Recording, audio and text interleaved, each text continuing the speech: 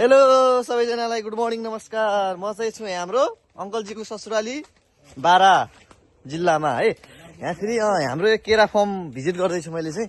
यहाँ अगाडि चाहिँ मामा अनि अङ्कलहरू हुनुहुन्छ। जता यता दायाँ हेऱ्यो केरा छ, बायाँ हेऱ्यो केरा, अगाडि हेऱ्यो केरा, पछाडि हेऱ्यो केरै केरामै। यो एरिया भनेको नेपालको सबभन्दा बढी चाहिँ केरा उत्पादन हुने क्षेत्र है। यो चाहिँ योभन्दा झन् ठुलो चाहिँ केरा बारे देखाउन गइरहेको छु तपाईँहरूलाई। अनि हाम्रो चाहिँ इन्द्र सर कहाँ जानुभयो भन्छन् होला मलाई है। म त फेरि यतातिर छु नि, अङ्कलको ससुरालीमा पुरै इन्जोय भनेको त कुरै छोड्नु। हिजो हन्टिङ गइयो, आज पनि जाने रे। हन्टिङको भिडियो हाल्न नमिल्ने है, के गर्नु नि, गाह्रो छ मलाई। ल यता मकै पनि छ, हाम्रोतिर मकै लाउने बेला भयो। यतातिर मकै यहाँ हार्भेस्ट भइसक्यो, हेर्नु त। अनि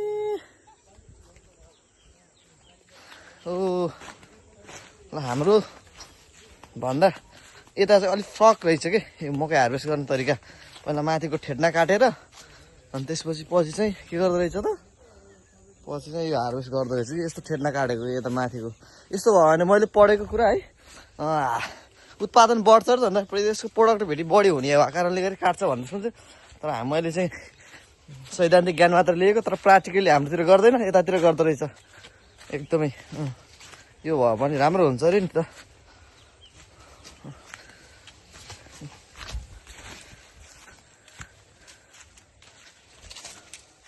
ए सिँचाइको लागि रहेछ नि त यो घर।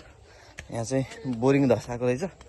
अनि ए बा हेर्नु न, जनावरहरू पनि आउँछ अरे यता त। त्यहाँ बुवा बसिराख्नु भएको छ, हेर्नु त त्यो पारी त्यहाँ त्यसमा बुवा बसिराख्नु भएको छ। बुवाले चाहिँ के जनावर हेरेको कि कसलाई हेरेको। अनि मकै त पुरै ढलेछ त साथीहरू। ए मलाई त छोडेर गयो त गाडी टोलीहरू।